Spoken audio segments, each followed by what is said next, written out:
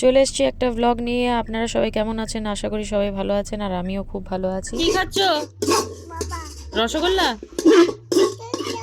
খাও দেখি। দাদা বাবা কি গো কি আমি দি ও নিজে হাতে তো তুলতে আছে। হ্যাঁ, কেমন কেমন এটা?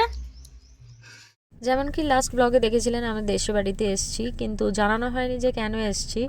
এখানেতে মা বারবারই পুজো ছিল, আর পাশেই আছি, আর আসবো না পুজো দেখতে সেটা তো হয় না। তো ওই জন্য চলে এসেছিলাম। দূরে থাকলে তো সেটা সম্ভব হয়ে ওঠে না।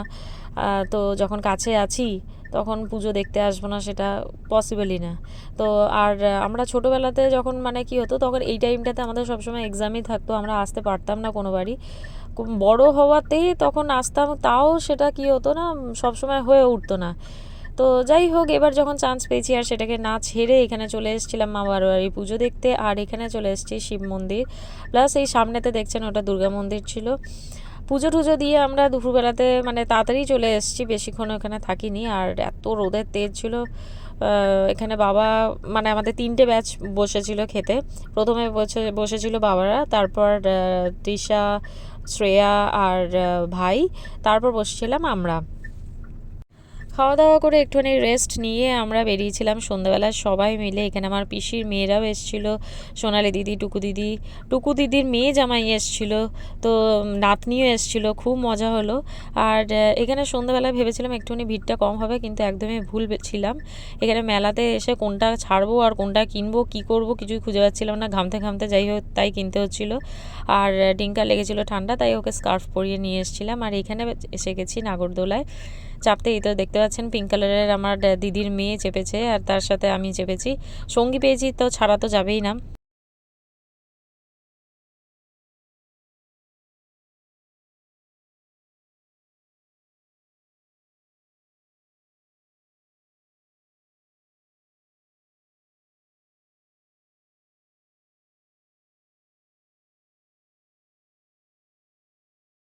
তো দেখতেই পাচ্ছেন এখানে ডেকোরেশন প্রচুর সুন্দর হয়েছিল। আমার আরেকটুখানি ভালো করে সামনে গেটটাও খুব সুন্দর হয়েছিল, কিন্তু আমি অতটা গিয়ে আর তোলা হয়নি আমার।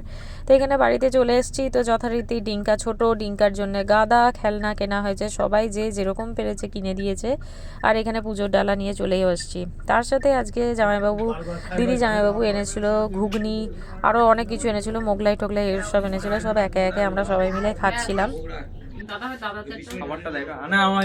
ভাই একদমই ঘুগনি পছন্দ করে না, আর ওকে 1 প্লেট ঘুগনি দিয়ে দিয়েছে, সেই নিয়ে বিরক্ত প্রচুর বেশি। আমিও খুব একটা ঘুগনি ভালোবাসি না বাইরের, তবে এখানেতে বেশ ভালোই লাগছিল দেখলাম, ওই জন্য একবারে চেটে পুটে সব সাফ করে দিয়েছি।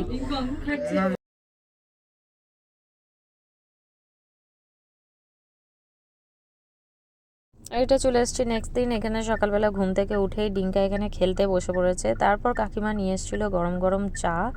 এখানে চাটা খেয়ে এখানে মানে বেশ ভালো লাগে, মনে হচ্ছে যেন কত বেলা হয়ে গেছে, কিন্তু বাজছিল 7টায়।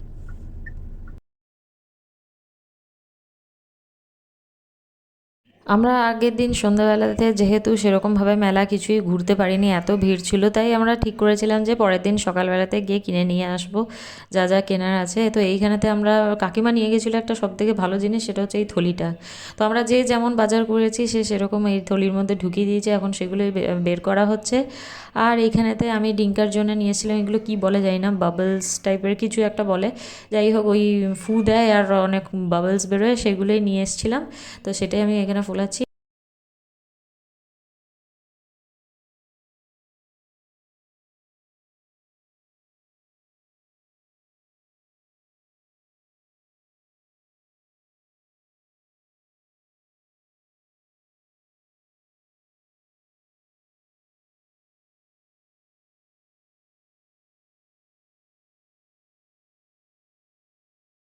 তো আমি এখানে যাচ্ছি পিসির বাড়ি, আমার দিদির নাতনির জন্য এটা কিনেছিলাম, তো সেটাই দিতে। আমার ঠিক এই অপোজিটের বাড়িটাই হচ্ছে পিসির।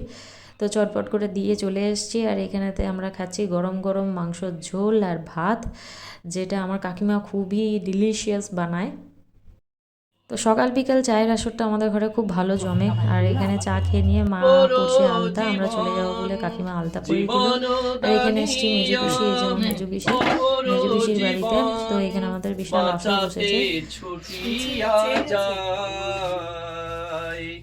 ভালোবাসা। তো রাত্রিবেলায় ডিনার টিনার করে আমরা বেরিয়ে পড়েছি বাড়ির দিকে। আর এই যে সব মেলা দেখতে দেখতে যাচ্ছি।